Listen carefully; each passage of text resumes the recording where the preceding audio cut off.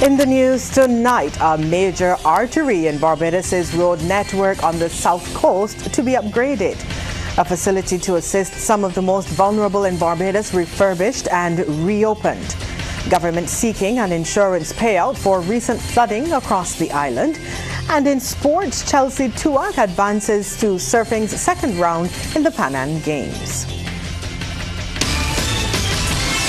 Broadcasting from our studios in the Pine St. Michael, this is CBC NewsNight, starting now.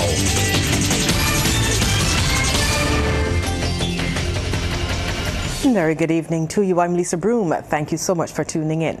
In our top story tonight, one of the major arteries of Barbados' road network is in line for a much-needed upgrade.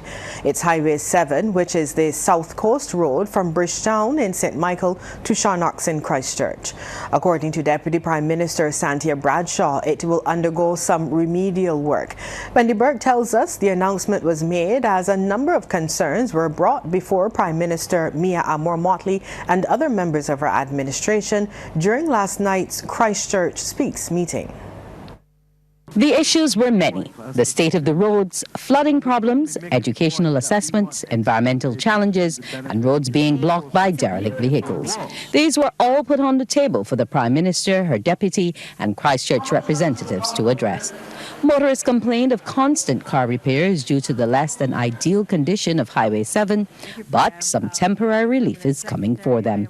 We need to be able to find something as a temporary measure to be able to allow us to have the design work done, to have the persons contracted as the consultants, and then be able to have construction actually started for Highway 7. I know Prime Minister wants the date to be even more significantly reduced, but that right now is our best case scenario in terms of being able to really get all of the variables that we have in front of us with the utility companies, get that sorted, and we will give you a temporary fix on the Highway 7 certainly before the end of November.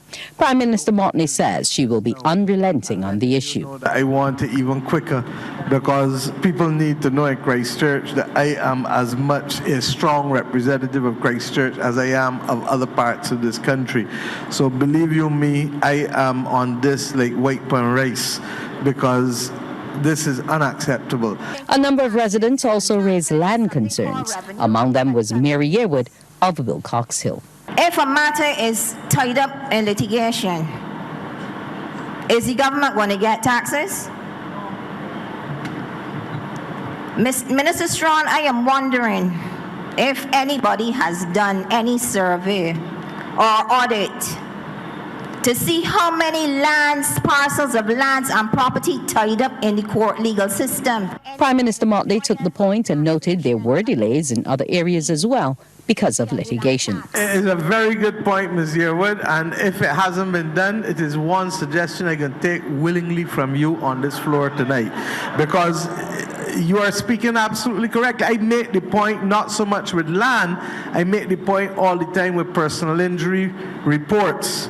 Because when you can't get a personal injury report in 3 years, 5 years, 7 years, what you are doing is locking up the reserves of an insurance company, and it therefore means that the insurance company is going to try and find ways of being able to protect itself from having to put down all them reserves, and then the whole system becomes distorted. Minister Strawn made it clear taxes are still to be paid. The fact that it is in court does not absolve you of the responsibility of settling said taxes. Okay? Well, I hope that does sound like the tax man in the Bible. I hope he's doing his additions. Look, we are going to do the research and see how many parcels of land, because I think what you've raised is eminently sensible, and it should not be difficult for the registry to be able to tell us how many matters we have in the system that relate to land disputes, and then to do a assessment as to how many of them are in fact paying their taxes. The majority of residents left with their queries answered or a point of contact to get their matters resolved. Wendy Burke, CBC News. A key facility in Barbados' social welfare system geared toward assisting the most vulnerable people has undergone a major renovation and reopened. It's Lancaster House in St. James, which has been officially reopened. Trevor Thorpe tells us more. Minister of People Empowerment and Elder Affairs Kirk Humphrey, before unveiling a plaque here at Lancaster House and touring the refurbished building, said it is part of a $3 million long-term project undertaken by government to help some of the most vulnerable in society. This facility will accommodate people in transition, so that if you experience a shock as an older person, you get to come here, stay here, this is the plan at least, for a few months or weeks or days, depending on how long it takes for us to be able to transition you to another facility. If it is men, it is easier because we could send them to some of our other facilities, but with women, especially women with children, sometimes it is a little bit more difficult. And while they are here, having had a shock, if it is a fire or some other disaster, a natural disaster, if they are here, they have to have some comfort.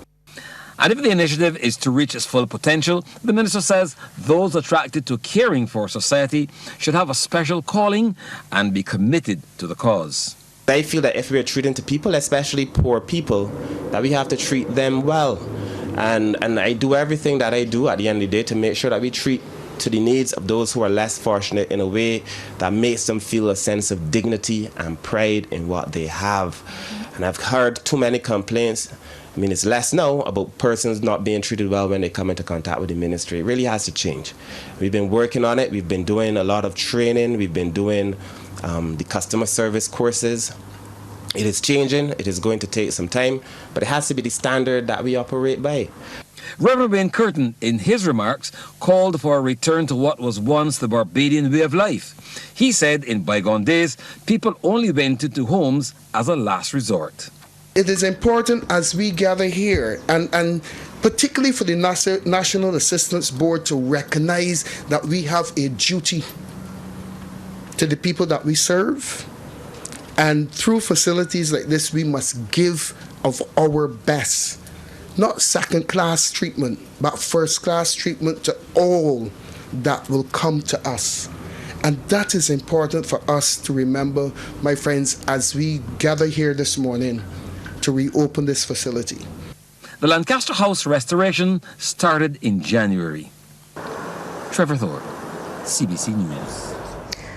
Barbados is awaiting word from the Caribbean Catastrophe Risk Insurance Facility, or CCRIF, on whether it will receive a payout following heavy flooding over the weekend. The update from Minister in the Ministry of Finance and Economic Affairs, Ryan Strachan, came as he spoke from the floor of Parliament today. Several communities, particularly in Christchurch and St. Michael, were inundated with water associated with the passage of Hurricane Tammy. CCRIF offers member countries a number of insurance policies, including against excess rainfall. I'm awaiting the preliminary report, sir, from CRIF to determine whether or not we will get a payout for the amount of rain that fell in Barbados over the weekend. Based on what I saw, certainly in my own constituency and across Barbados, I don't see how we do not, and that will help go a long way for helping to bring some measure of relief, at least from a government finance perspective, to be able to look at that. Mr. Strachan was speaking as he introduced the Debt, Natural Disaster and Pandemic Deferment of Payment Miscellaneous Provisions Bill. That bill paves the way for government to defer the payment of debt for 2 years in the event of a significant natural disaster. It would mean that we're the only country in the world, sir, where all of our debt, except for treasury operations, which is short term, all of our debt would include these clauses, because it's important for us to appreciate that if a disaster happens in the way that it did with COVID and the others, that the government has a specific responsibility to try to mitigate against the social impact. Creditors will not be disadvantaged because all of our debt right now, sir, unlike before, all of our debt is amortizing, which means, sir, that we don't wait until the end to pay off the principal. We give people back a piece of the principal either every quarter or every 6 months. Member of Parliament for St. Michael South Central, Marcia Caddo, says the legislation is seeking to ensure that after a disaster, government has the space to make certain decisions. Predictable liquidity is part of resilience. By that I mean knowing how much money you have to spend to get your people safe, to get your country back up and running, is key to responding in a disaster. It is the point of what we're doing. And being able to say that we do not have to service, to make principal repayments on debt or to make interest payments on debt in the 2 years following disaster means that we know how much money we can spend on making sure the country is safe. Well, the bill was postponed for further consideration. We'll take a break here, but when we come back, a man injured during a shooting incident. The Barbados Police Service is investigating a shooting that left one man injured last night. That incident took place around 20 minutes to 9 at Bourne's Land, St. Christopher Christchurch. Police say several people were sitting next to a shop in the area when a man approached them from behind and opened fire. He then ran off in the direction of St. Christopher Primary School. As a result, a male in his late 30s received several injuries to his right hand and left shoulder. He was transported by ambulance to the Queen Elizabeth Hospital for medical treatment. The Sanitation Service Authority has expressed concern after one of his employees was attacked on the job in the area of My Lord's Hill, St. Michael. Public Relations Officer Carl Padmore says the man had to seek medical attention. The incident is said to have taken place around 5 this morning, and the matter was reported to the police. Barbados will now be represented on the board of the International Institute of Communication, or IIC. That's because Dr. Alison Leacock was appointed to the board at a recently concluded International Regulators Forum and Annual Conference in Germany. She joins directors from technology firms such as Google and Meta and global companies like Walt Disney. Dr. Leacock, who is the current chair of the Barbados Broadcasting Authority, is the first female from the Caribbean to be appointed to the IIC's board. She served for 2 years as chair of the organization's Small Nations Regulators Forum. The IIC believes that policy relating to information and communications technologies should maximize the public interest and promote innovation and investment. Well, Dr. Leacock reaffirmed her commitment to representing Barbados and small island developing states. It's really to help shape the global policy agenda for the ICT and digital ecosystem. IIC is a progressive and inclusive institute, and therefore being a director provides an opportunity for me to share the unique perspectives and challenges of Barbados and indeed the Caribbean. It will also provide insight into the myriad opportunities and resources that are emerging for us as Caribbean people to transform our mindsets and our skill sets for a future of positive disruption. The IIC has a vision of a world where ICTs and the wider digital ecosystem are a positive driver of fair progress for people, the environment, the economy, and cultures. With the advent and growth of technology, Minister of Health and Wellness, Senator Dr. the Most Honorable Jerome Walcott sees a role for new technologies as they become commonplace in the advancement of the health sector in the region. He welcomed the focus on the future as the Caribbean Association of Medical Technologists meet in Barbados for a scientific symposium and biennial general meeting. He described the theme for the event: future-proofing the laboratory, developing sustainable systems for laboratory efficacy, as forward-thinking and appropriate. The concept of smart labs, positioning laboratories at the cutting edge of diagnosis with the age-old parameters of accuracy and precision, will continue to give you confidence in your work and give patients and doctors even greater confidence.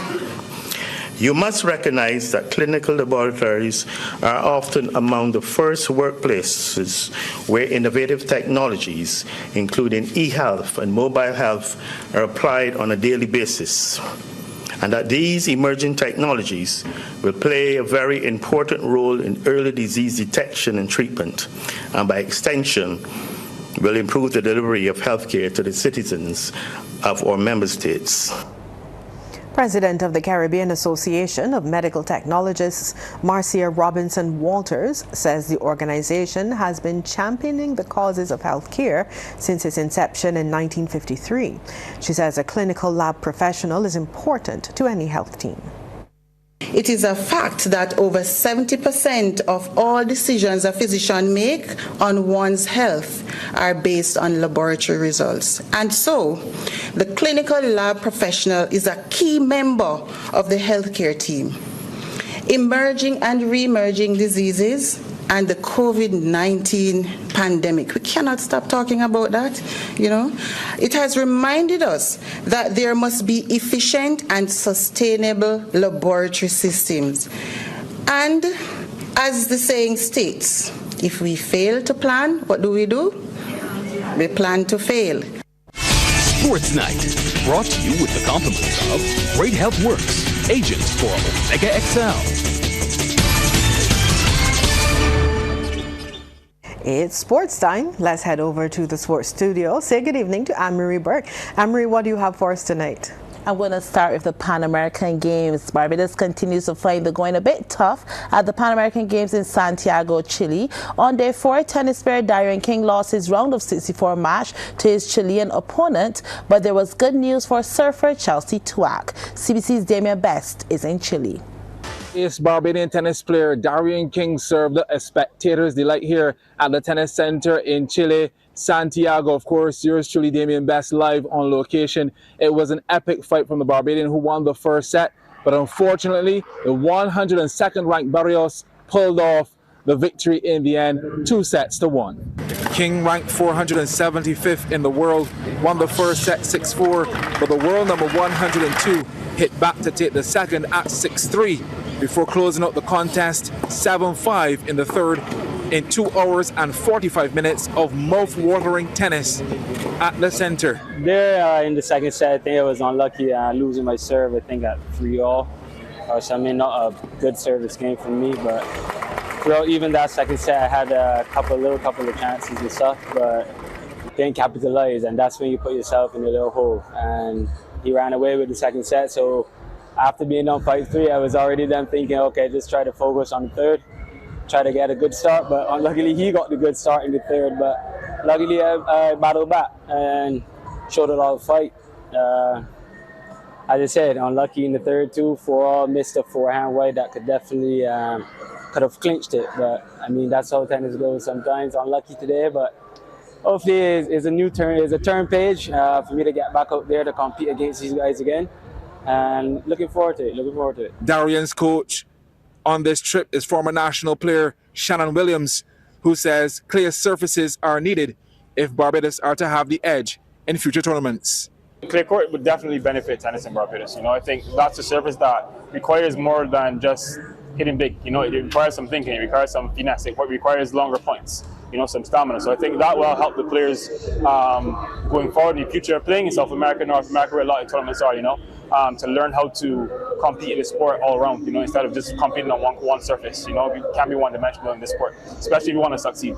Hundreds of miles away, Barbadian surfing sensation Chelsea Tuach advanced to the second round of the women's shortboard after she beat Isabella Gomez of Colombia in a head-to-head battle, 8.67 to 8.23. The 27-year-old Tuach has scores of 6.50 and 2.17 and will now be in the main round of competition. She remains Barbados' best chance at securing a medal.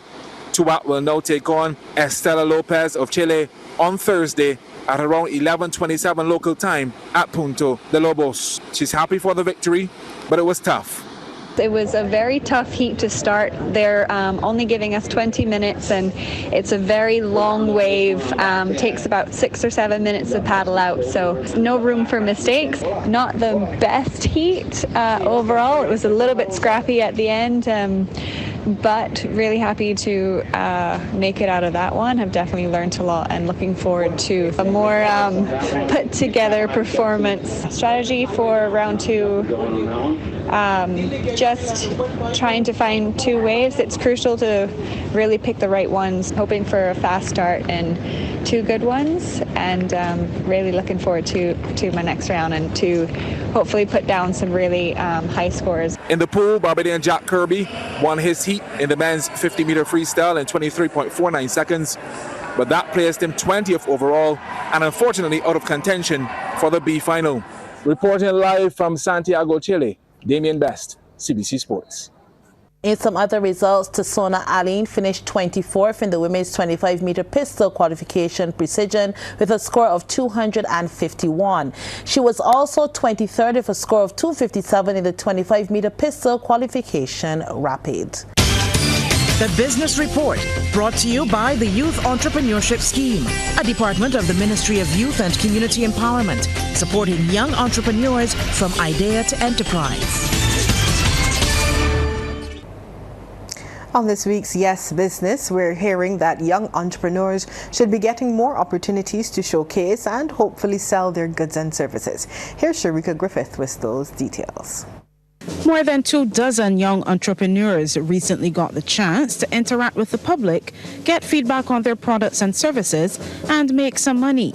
The occasion was the Youth Entrepreneurship Scheme's Youth Expo and Talent Show held at Sky Mall. The displays included everything from clothing and skincare products to arts and crafts. Minister of Youth, Sports and Community Empowerment, Charles Griffith, has pledged the ministry will continue to provide these types of opportunities for the young entrepreneurs.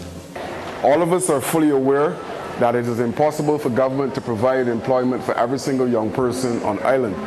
Hence, what we're doing through my ministry is to try as much as possible to promote entrepreneurship as a viable option for our young people. And as you move around these booths that are on display this evening, you will see creativity at a level that you probably would not be able to see normally. One of the things that I recognize in relation to the persons who are displaying here this evening is that there's not an avenue similar to this one for them on a regular basis to display the skills and the services that they have to offer. And I want to salute all of them for what they're doing. One of the things that I will guarantee is that through the ministry, through YES, we will have satellite locations across this country where we promote entrepreneurship at every single level. We will do it in sports, we will do it in the summer camps. Every single project that is happening within the ministry must have this component embedded in it so that our young people can see what is happening. The minister urged the young business people on hand to consider expanding their operations beyond Barbados. We cannot see Barbados as the only place for you to ply your trade. It must be a case now where we must look within the region and even outside of the region in terms of expansion. We will continue to do what is necessary as a government to ensure that success is the hallmark of everything that is happening in the Youth Entrepreneurship Scheme. During the event, a number of young entertainers, including competitors from the ministry's Beige to the World competition, got a chance to show off their talents. By the hands of the Almighty, be forward in this generation. Triumphantly, won't you help to sing these songs of freedom? 'Cause all I ever had, redemption songs. For the first time, the Psychiatric Hospital's Mental Health Department also mounted a booth as the ministry seeks to ensure young people are well equipped to cope with the challenges of today. The audience was also treated to a fashion show featuring locally designed clothing. Sharika Griffith for the Yes Business Report. A Home and Health Expo is coming to Bridgetown next week. Word of this from property manager Serena Puckrin. She says it will be held in Mall 34 and attention will be given to non-communicable diseases and home financing, and registration started yesterday.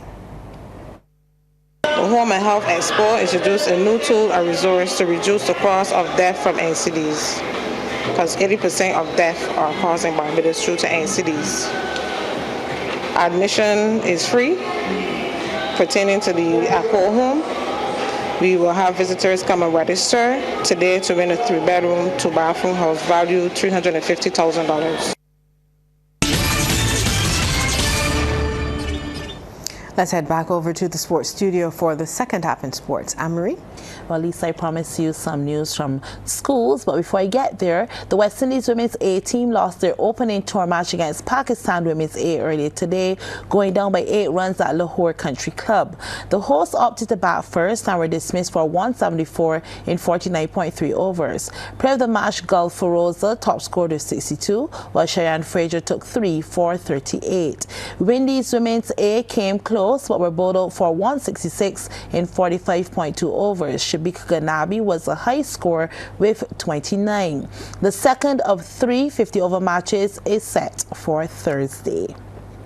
Well, the Lodge School has moved into 3rd place of the Barbados Secondary Schools Football Under-19 Football League after defeating Dighton Griffith Secondary in their latest home fixture at Messiah Street. The victory puts Lodge on 4 points, while Dighton are yet to earn a point.